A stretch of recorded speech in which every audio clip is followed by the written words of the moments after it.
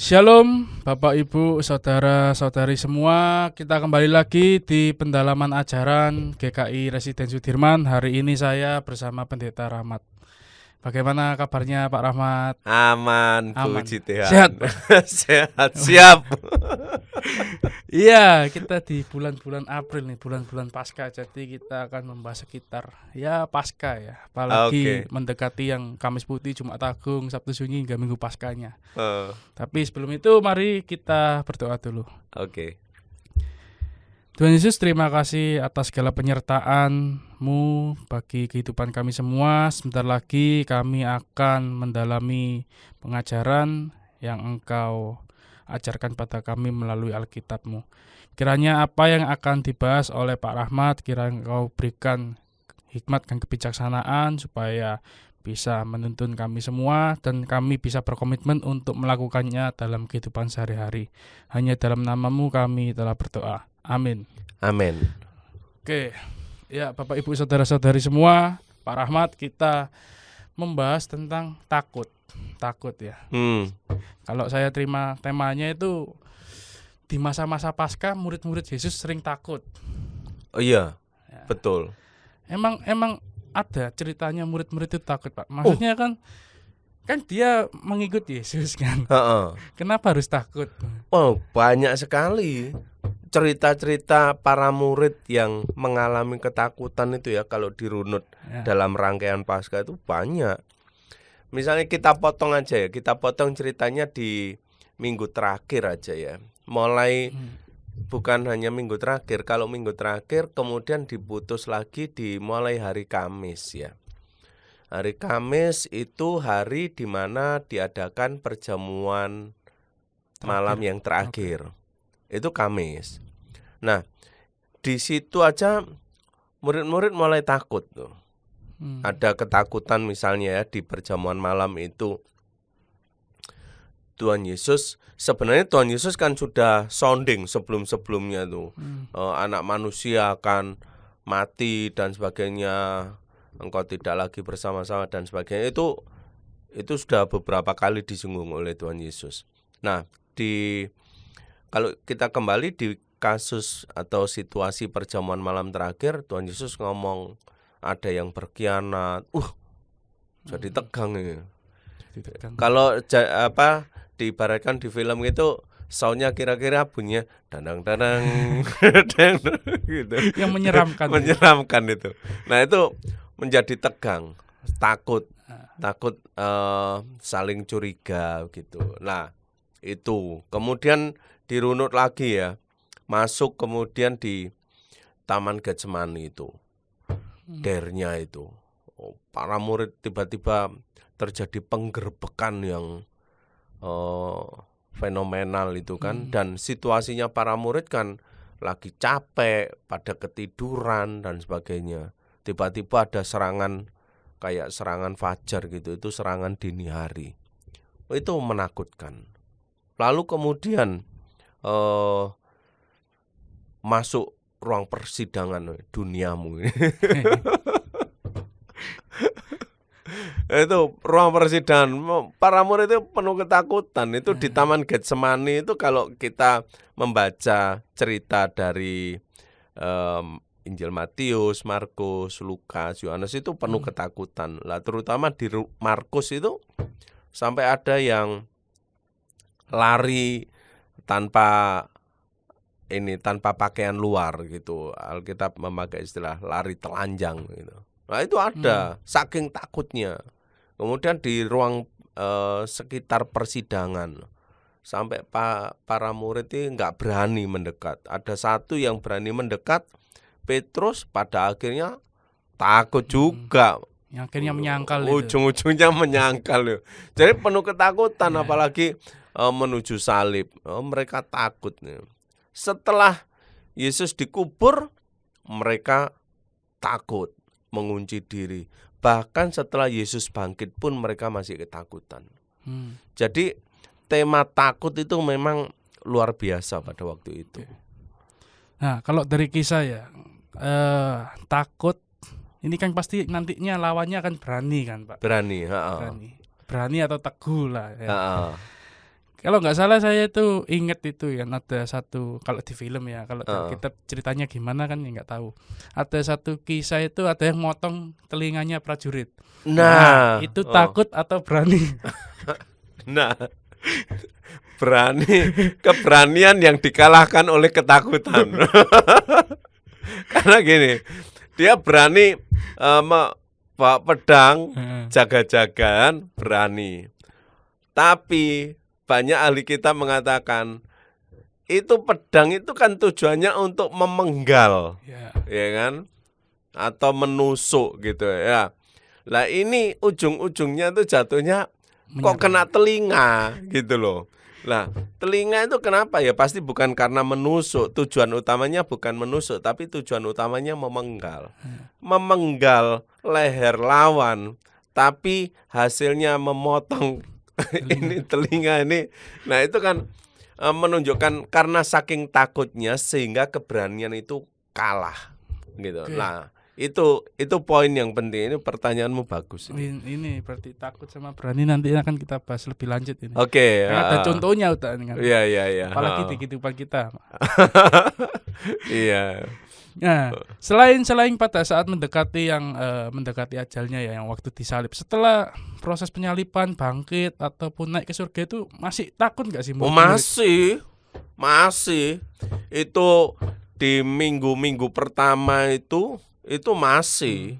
Ya, kalau kita baca cerita di dalam Alkitab kan digambarkan mereka berdoanya hanya berada di dalam kamar yang terkunci. Itu pun di kamar atas, di lantai 2 gitu. Jadi itu menggambarkan mereka masih takut. Bukan hanya takut takut seakan-akan diserang musuh, bukan hanya takut seperti itu. Tapi takutnya itu juga sampai bercampur dengan keputusasaan. Gitu. Keputusasaan itu bisa dilihat misalnya ketika mereka sudah kehilangan harapan. Ini aku mau ngapain gitu. Nah, itu jadi kalau misalnya ambil contoh dari Injil Yohanes gitu ya. Injil Yohanes pasal 21 ditutup dengan kisah bagaimana mereka kembali ke Galilea untuk menjadi penjala kembali. Ya, kenapa mereka kembali ke Galilea dan menjadi penjala ikan? Ya karena mereka ibaratnya udah nggak punya impian lagi gitu. Itu desperate banget itu situasinya. Lah takutnya sampai situ. Endingnya itu nanti sebenarnya sampai Pentakosta. Gitu. Nah, tapi nanti mungkin sebelum masuk ke sana saya pikir ada beberapa hal yang kita perlu bahas lah soal ketakutan itu. Ya. Dari tadi kan sudah di-spill nih indikator ketakutan ya kan. Dari beberapa kisah. Sebenarnya takut sendiri itu apa sih Pak artinya, Pak? Wah. Jadi takut itu mungkin secara sederhana saya bisa kategorikan ke dalam tiga hal ya.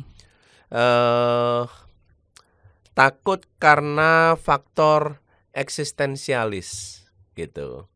Faktor eksistensi diri. Nah, ini lebih kepada masalah kehilangan sandaran hidup.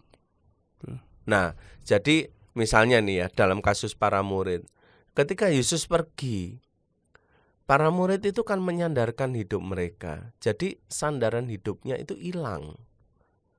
Sehingga kemudian harapannya, semua mimpinya itu buyar. Gitu. Nah, itu kategori ketakutan karena faktor eksistensial. Gitu. Itu. Nah, kemudian ketakutan kategori yang kedua itu ketakutan karena faktor-faktor emosional. Itu. Ketakutan karena faktor emosional itu ketakutan yang diakibatkan oleh luka batin. Kira-kira begitu. Emosinya, Pak. Emosinya yang terluka. Kalau tadi eksistensinya, ini emosinya. Ya. Nah, emosinya itu biasanya orang-orang yang takut kayak gini karena ada trauma. Lah trauma itu bisa dari pengalaman. Ya, misalnya saya pernah dipatok ayam waktu kecil. Waktu gede saya takut sama ayam. Gitu. Saya pernah dikejar angsa gitu. Wah, saya takut dengan unggas, terutama angsa. Karena ada pengalaman traumatis itu. Nah, tapi ketakutan emosional itu bukan hanya karena pengalaman traumatis, tapi juga bisa karena diajarkan. Gitu. Misalnya ya, ada banyak orang yang takut sama jarum suntik. Ya, karena sebenarnya sejak kecil ditakut-takutin, diajarin, diindoktrinasi gitu. Kamu kalau nakal ya, tak suntik, tak panggil, tak bawa ke dokter atau aku panggilkan dokter. Nah itu akhirnya orang itu takut sama jarum suntik, takut sama dokter. Lah itu karena indoktrinasi, karena pengajaran. Lah itu ada keterlukaan secara emosi gitu.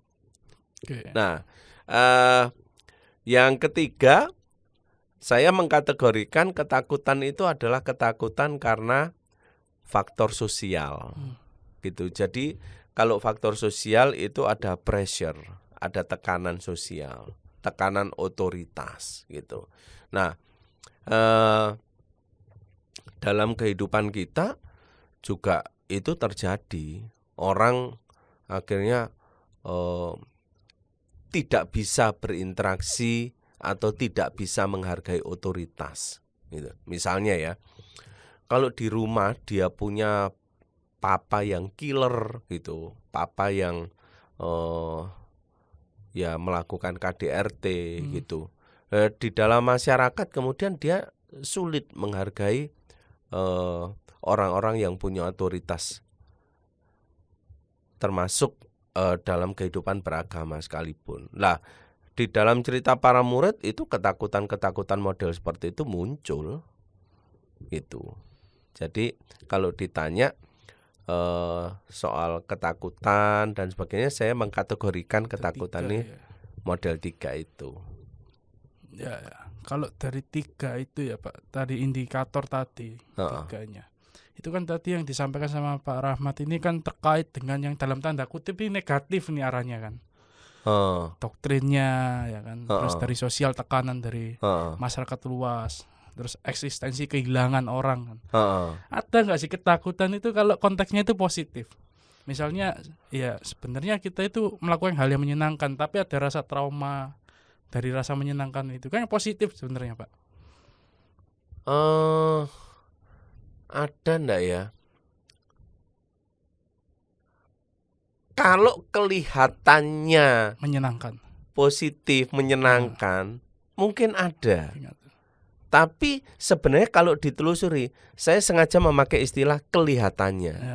Kelihatannya iya, tapi sebenarnya tidak juga. Seperti istilah, ini enggak tahu, nanti kalau kurang menjawab pertanyaanmu nanti kita dalami lagi ya. Tapi kan saya ingat ada orang bertanya begini juga. Kalau takut akan Tuhan? Nah, gitu. Nah, istilah takut akan Tuhan itu misalnya karena rasa takut kemudian aku takut melanggar loh, itu kan positif toh. Membuat orang jadi taat gitu. Lah, tetapi ketaatan yang model seperti itu, hal positif yang model seperti itu, pada dasarnya sesuatu yang negatif gitu. Nah, jadi begini, akhirnya contoh begini ya, ayo kita mencuri gitu. Kita ini lagi kekurangan duit nih, untuk makan aja susah ya. Ayo kita mencuri. Enggak, aku takut gitu. Lu takut apa kamu? Aku takut nanti kalau ketangkep polisi kayak apa. Nah, kemudian diyakinkan Akhirnya si anak ini berani mencuri, terlibat di dalam perampokan karena diyakinkan bahwa nggak perlu takut. Atau dalam pengertian, resikomu itu tidak akan terbukti. Kita itu tidak akan tertangkap. Wah, diyakinkan begitu. Jadi begitu diyakinkan bahwa kamu sekalipun melakukan kejahatan, tapi resikonya tidak ada, orang jadi berani. Atau kesadaran akan resiko itu yang dihilangkan dengan cara mabuk dulu. Kan itu banyak tuh cerita toh. Kenapa kamu berani kayak gini? Karena miras dulu gitu, minum minuman keras dulu. Nah, itu pemahaman, kesadaran akan konsekuensi itu dihilangkan. Nah, itu ketakutan kelihatannya taat, tapi pada akhirnya ketika takut akan konsekuensi itu dihilangkan, lah itu jadi orang menjadi berani. Nah, ini yang kelihatannya positif, tapi sebenarnya negatif. Nah, jadi takut akan Tuhan yang benar itu bukan takut melanggar perintah Tuhan karena takut akan hukuman, bukan. Tetapi takut akan Tuhan itu harus didrive oleh hati yang segan, hati yang cinta Tuhan, gitu. Nah, contohnya supaya konkret itu kita kembali ke kasus Yusuf. Yusuf ketika dia digoda oleh istri Potifar, Yusuf tidak mau menerima godaan itu bukan karena dia ngomong gini, nanti kalau Potifar tahu gimana dong? Bukan gitu. Lah kalau dia jawabnya kayak gitu berarti Yusuf tidak mau menerima godaan istri Potifar karena takut resiko, begitu.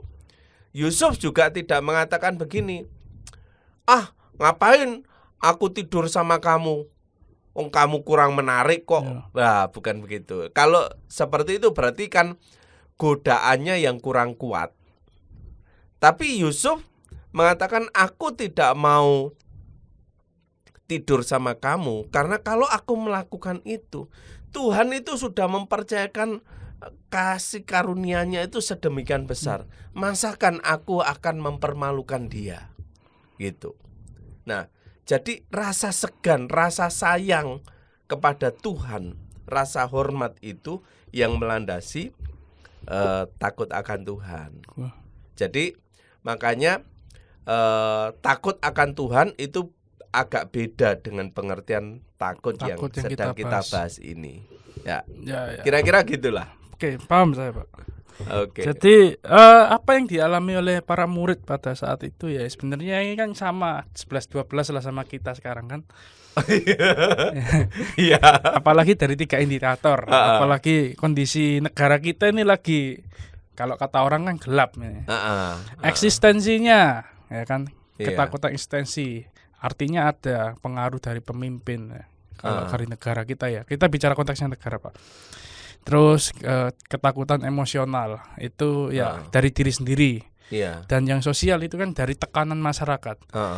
Nah, sebenarnya ada nggak sih upaya ideal untuk setidaknya itu menekan takut atau menghilangkan takut? Karena kan ya sebenarnya sama aja kita sama para murid, apalagi kita juga sebenarnya kita percaya sama Tuhan Yesus, tapi kita tetap takut. Maksudnya ini ya, upaya idealnya untuk menghilangkan kan? Upaya untuk menghilangkannya.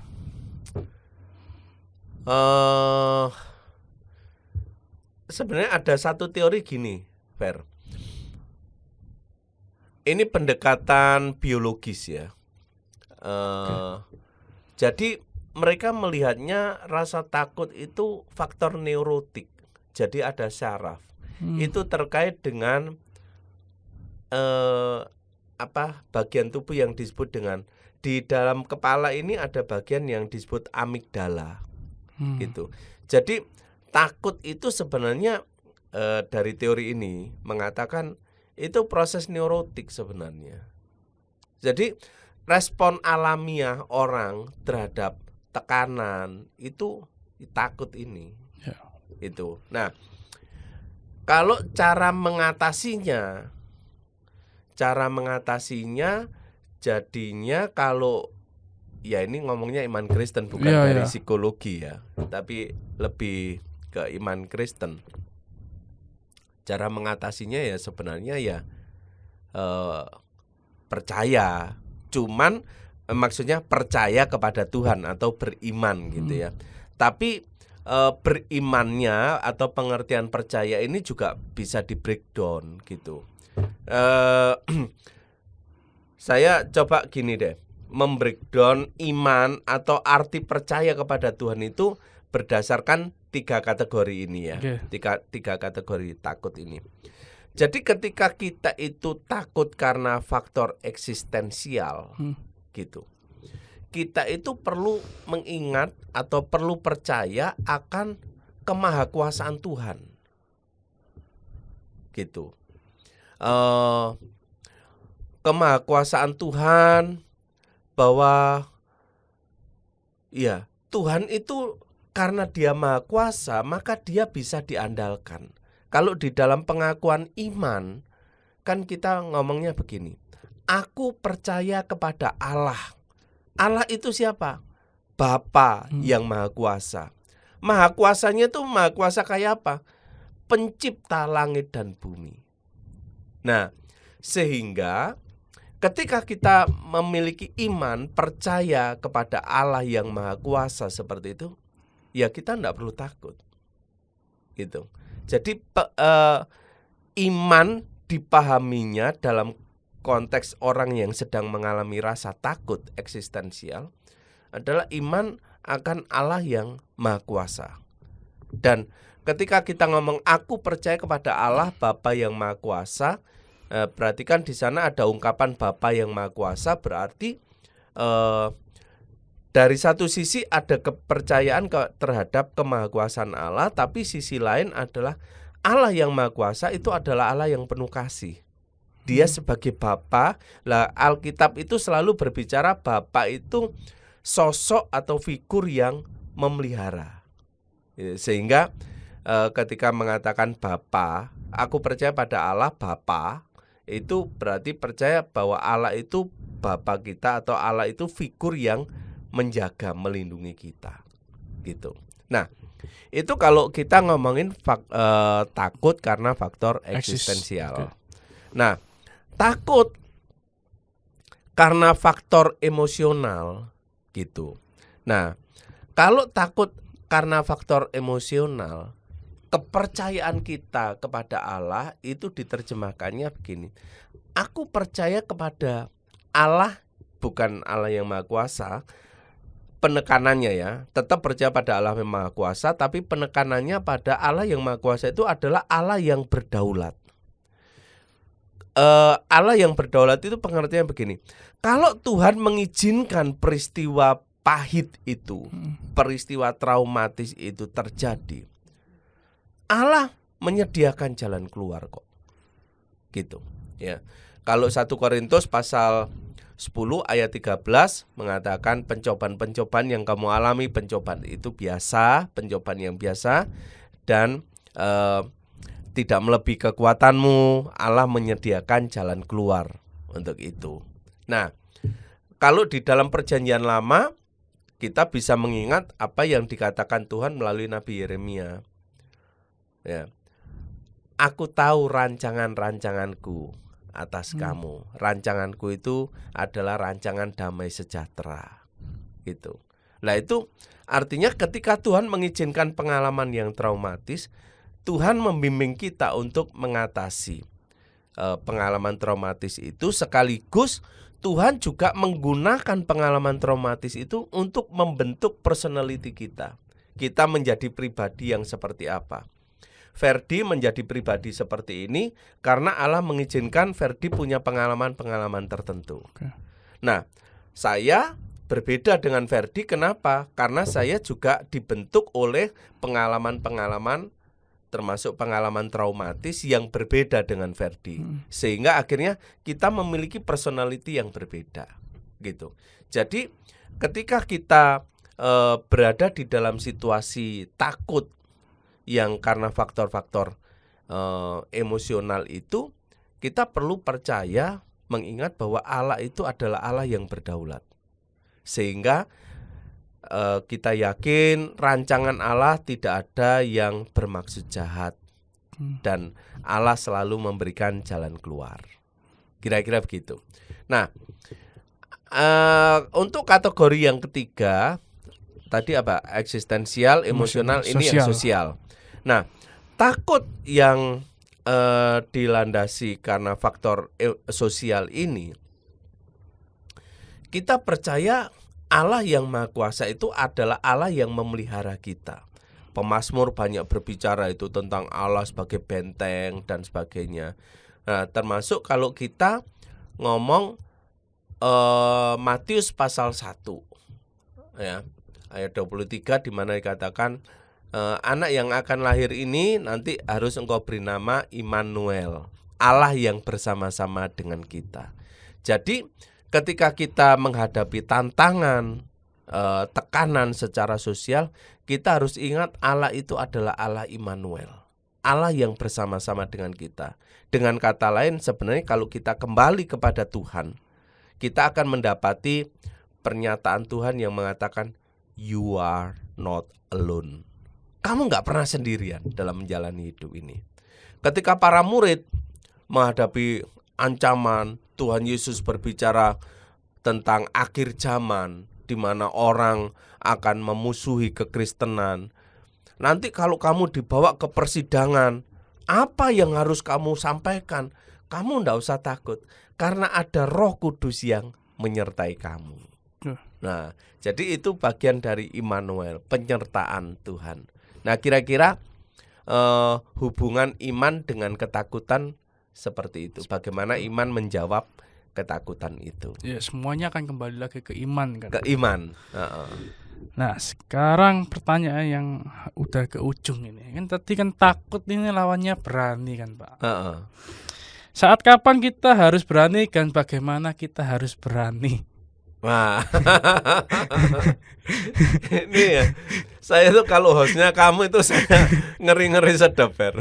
Karena saya perhatikan ya, kalau kamu mulai sebelum bertanya atau ketika bertanya sudah mulai agak merem-merem. Wah, ini pertanyaan berat ini. Ya, enggak lah, ringan lah ini, Pak. Ngeri-ngeri sedap. Aduh. Ya. Kapan ya kita harus berani? Jadi gini, kalau kita kembali bercermin dari dari pengalaman para murid gitu ya. Kapan para murid itu mulai berani? Momentumnya sebenarnya hari raya Pentakosta. Ya, ketika Roh Kudus dicurahkan. Nah, para murid mulai berani. Mereka yang semula mengunci diri di kamar, mereka berani speak up gitu ya. Petrus langsung berani khotbah gitu. Petrus menjelaskan, para murid membuka diri dan ngomong, enggak, kami tidak mabuk oleh anggur gitu. Tapi ini nih penggenapan nubuat yang dikatakan oleh Nabi Yoel misalnya begitu. Ya, mereka mulai berani. Jadi ada penyertaan itu, penyertaan Roh Kudus. Nah, ketika Roh Kudus ini menyertai mereka, Roh Kudus menyertai mereka untuk memberitakan firman, memberitakan kabar baik. Nah, Roh Kudus tidak menyertai mereka dalam pengertian begini. Roh Kudus tidak menyertai mereka untuk melawan penjahat, gitu ya. Kalau kita ditodong orang gitu kan kita takut ya, bisa takut seperti itu. Roh Kudus tidak kemudian menolong kita untuk menjadi berani melawan penjahat yang bersenjata tajam itu. Ya. Berani dalam arti kemudian kita dimampukan untuk menggunakan jurus tertentu untuk melawan. Beraninya bukan dalam pengertian itu. Tapi beraninya dalam pengertian mungkin kita menjadi orang yang tough, orang yang tangguh. Menghadapi seperti itu pun kita tetap tangguh gitu. Contohnya kalau dalam kehidupan para murid, kan tidak berarti para murid kemudian berani untuk menyerang balik gitu. Ketika terjadi penganiayaan dan sebagainya. Banyak cerita-cerita Alkitab yang menjelaskan mereka bukan menyerang balik gitu. Nah, itu bukan berarti para murid takut, tetapi pemahaman berani yang dihasilkan oleh penyertaan Roh Kudus itu berbeda. Bukan berani, oh siapa tadi yang melawan saya, siapa yang bukan berani dalam pengertian itu, tetapi berani menyuarakan kebenaran di dalam ketegasan tapi tetap di dalam kasih. Paulus dianiaya, dirajam batu segala macam. Bukan kemudian Paulus bisa berdiri dengan tegak dan setiap batu yang dilempar itu Paulus bukan gitu. Tapi Tuhan memberikan keberanian dalam bentuk Paulus tetap berdiri dengan kokoh walaupun dia sepertinya tersungkur, dirajam batu itu hampir mati dan sebagainya. Tapi kemudian Paulus itu bisa berdiri dengan kokoh untuk memberitakan kebenaran. Jadi misinya selalu keberanian yang diberikan oleh Roh Kudus atau oleh Allah itu adalah keberanian untuk memberitakan kebenaran, memberitakan kabar baik. Jadi arahnya seperti itu. Jenis keberaniannya seperti itu, ya, bukan keberanian yang tadi berani kemudian menantang balik gitu ya. Nah, keberaniannya seperti itu. Roh Kudus memberikan keberanian untuk kita tetap menyuarakan kebenaran. Kadang harus strategis juga. Oh, ini tidak perlu dilawan. Oh, ini bisa ambil jalan keluar, jalan pintas. Ini berarti harus belok begitu. Nah, itu ya bagian dari hikmat dari Tuhan supaya kita tetap efektif di dalam memberitakan kebenaran firman Tuhan. Ya. Jadi jenis keberaniannya seperti itu. Ini menjawab enggak ya pertanyaanmu? Sedikit menjawab, cuma akan ada yang pertanyaan penegasan ini. Biasanya kalau saya sidang itu kalau saksinya udah menjelaskan panjang lebar, biasanya saya minta penegasan, Pak. Oke. Ini penegasan pamungkas ini. Oke, yang pertama Pak Rahmat ya. Berarti boleh tidak kita takut? Jawab dulu aja, Pak. Boleh tidak kita takut? Sebenarnya bukan boleh atau tidak. Takut itu alami sebenarnya. Respon alami. Karena ada biologis tadi itu ya. Faktor biologis tadi ya. Jadi ya kalau dia mau enggak boleh ya buktinya itu manusiawi kok. Dan artinya rasa takut itu dari mana? Saya rasa dari Tuhan juga. Dari Tuhan dalam pengertian begini. Kapan, kamu ingat enggak? Kapan Alkitab mencatat manusia itu takut? Pertama kali, ingat enggak? Belum ingat saya, Pak. Belum ingat. Nah, manusia pertama kali takut itu di dalam Kejadian pasal 3. Itu berarti pada waktu peristiwa Taman Eden. Adam ya. Adam. Hawa. Nah, jadi ceritanya kan waktu Adam dan Hawa makan buah yang dilarang itu, kemudian mereka bersembunyi kan. Lalu kan Tuhan ngomong, Adam, Hawa, di mana engkau? Lah Adam menjawabnya, waktu aku mendengar suara langkah kakimu, aku menjadi takut. Nah, takut itu efek dari dosa. Gitu. Nah, efek dari dosa itu yang membuat takut. Nah, kita manusia berdosa sehingga memiliki rasa takut itu. Jadi kalau ditanya boleh enggak? Ya itu alami gitu, pasti muncul. Boleh jadinya. Wajar ya. Wajar. Karena gitu. Juga kalau kita berkaca sama para murid yang sehari-hari ikut Tuhan Yesus saja takut. Takut, mereka takut. Yang melihat fisiknya, sekarang kita kan mempercayai yang ada dalam diri kita. Iya. Ya, penegasannya kedua Pak Yuda. Tadi terkait dengan kapan kita harus berani nih Pak Yuda ini ngambil jawaban aman kalau menurut saya. Wah, saya dikuliti bisa-bisa nih. Jawaban amannya Pak Yuda adalah momennya para murid berani adalah pada saat hari Pentakosta. Nah, kalau dari kita ini masa harus nunggu Pentakosta baru kita berani. Kapan kita harus berani, Pak? Iya. Jadi poinnya tadi oke, thank you ya. Ini kamu Memperdalam memperdalam penjelasan tadi. Jadi intinya kapan kita harus berani? Kita berani ketika kita berbicara tentang kebenaran. Cuman ini harus hati-hati ya. Maksudnya kebenaran nih kan kadang orang loh ngapain takut? Aku bener kok. Nah, bukan. Kebenaran di sini itu bukan dalam pengertian salah benar dalam arti itu. Tapi kebenaran yang disampaikan di dalam Alkitab itu kebenaran yang menjadi kabar baik. Itu ya. Ya memang betul ketika kita memiliki data yang benar, kita menyampaikan kebenaran, ya kita tidak perlu takut. Karena itu include di dalam kebenaran yang merupakan kabar baik itu, gitu. Kita tidak perlu takut terhadap ancaman yang muncul sebagai resiko dari ketika kita berbicara kebenaran, gitu. Tapi kan sebenarnya ketika kebenaran ini harus diintegrasikan dengan kabar baik, cara kita menyampaikan kebenaran pun tidak boleh meniadakan kasih, gitu. Sehingga jangan sampai gara-gara, wow, misalnya kita ketemu dengan orang yang mencuri, oh kamu anjir maling, baku, misalnya begitu. Menyampaikan kebenarannya kan bukan seperti itu.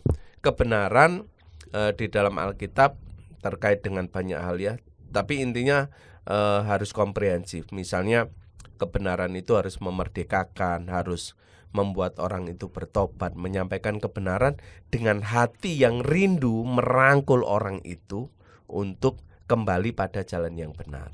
Nah, dalam situasi seperti itu kita tidak perlu takut. Ada resiko? Iya. Resiko misalnya intimidasi dari otoritas yang lebih tinggi, ada, pasti ada.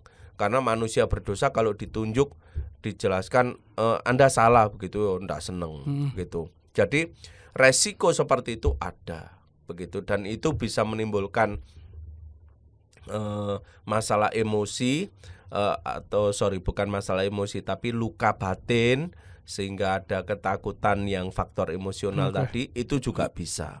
Nah, tetapi kita tetap perlu berani. Jadi kalau ditanya kapan gitu ya, kapan kita harus berani? Pada saat kita harus berbicara tentang kebenaran yang diajarkan oleh Tuhan. Jadi standar kebenarannya itu adalah ini dosa atau bukan. Bukan soal preferensi. Loh ini kan harusnya kan begini. Loh acara kayak gini kok pakaiannya kayak gini, itu preferensi. Gitu. Nah, kita berbicara keberanian itu bukan soal preferensi, tetapi soal dosa atau bukan. Gitu. Oke, terima kasih Pak Rahmat penjelasannya. Saya kalau udah ada jawaban penegasan gitu tuh akhirnya lega. Susah. Mau ambil pengacara susah. Ini para pemirsa ini yang nggak tahu ya. Ini saya spill. Ini Ferdi ini pengacara. Jadi kalau punya kasus, kok promo? Jangan promo, Pak. Enggak. Tapi saya spill siapa Ferdi ini karena mungkin cara bertanyanya agak berbeda begitu ya, karena latar belakangnya dia pengacara muda yang prospek ini. Oke, terima kasih Pak Rahmat. Ada mungkin Pak pesan kesan buat Bapak Ibu saudara-saudari pendengar pendalaman ajaran ini, pesan terakhir apa ya? Pesan untuk kita semua itu bisa berkomitmen gitu loh. Konotasinya negatif nanti kan. Pesan terakhir dalam video ini maksudnya. Oke. Dalam pembahasan ini saya kalau closing statement itu saya ingat satu bagian firman Tuhan sebentar ya. Saya di dalam Mazmur 56 ayat 4. Gitu. Kalau terjemahan bahasa Indonesia ayatnya yang keempat ya. Kalau bahasa Inggris ayat 3. Nah, Mazmur 56 ayat 4 itu ngomongnya begini. Waktu aku takut, aku ini percaya kepadamu. Itu pemazmur ngomong gitu. Ya. Jadi pemazmur orang yang cinta Tuhan enggak? Cinta Tuhan. Orang yang dicintai Tuhan enggak? Pasti dicintai Tuhan.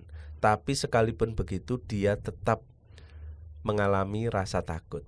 Makanya tadi saya setuju dengan Ferdi yang menyimpulkan takut itu berarti manusiawi gitu. Nah, di sini ketika pemazmur merasa takut, pemazmur berkata, aku percaya kepadamu. Nah, itu yang kira-kira tadi kita bahas ya. Siap. Ya, kira-kira Oke, gitu. Jadi kalau nanti mengalami rasa takut, kita harus datang pada Tuhan, percaya kepada Tuhan. Ya, oke. Makasih Pak Rahmat penjelasannya. Maaf loh kalau saya menguliti. Oh, ya ini ada Tempar itu ada masukan-masukan yang ngomong itu hostnya itu kurang berani. Oh, nah ini kayaknya Tapi kamu mendengar bukan masalah berani. kurang berani menguliti maksudnya ini. Iya. Kayaknya menjawab ini ya. Ya. Oke. Minta bantuan untuk ditutup dalam doa Pak Rahmat. Oke. Ya, mari kita berdoa ya. Bapa Surgawi, kami manusia yang lemah. Kami penuh keterbatasan. Di dalam segala keterbatasan kami seringkali mengalami rasa takut. Baik itu takut karena faktor eksistensial, maupun takut karena faktor-faktor emosional, pengalaman traumatis kami, atau takut karena faktor sosial kami. Ketika kami menghadapi tekanan, baik dari orang-orang di sekitar kami, dari orang-orang yang memiliki otoritas atau wewenang yang lebih tinggi. Kami mengalami ketakutan karena berbagai faktor. Tolong Tuhan, supaya kami menghadapi rasa takut ini dengan cara orang yang percaya kepadamu, sehingga kami boleh mengingat Mazmur 56 ayat 4. Ketika kami takut, kami mau percaya kepadamu. Kami mau datang kepadamu.